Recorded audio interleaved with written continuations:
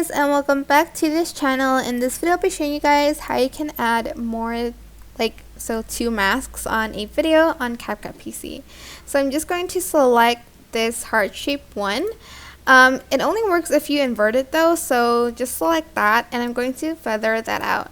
And I'm just going to put one here, and I want to add another mask, so I'm just going to right click, create compound clip, and then add another heart and select invert, and I'm also going to feather that out just a little bit.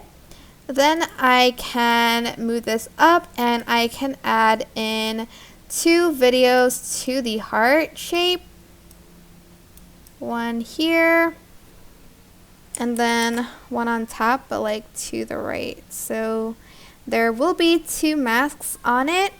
And that is basically it. Super simple, but I hope this tutorial was helpful for you guys. Don't forget to like, comment, share, and also subscribe to this channel if you haven't done that already. If you have any questions, just leave it in the comment section down below and I'll try my best to answer them all for you guys. Thank you so much for watching. Bye.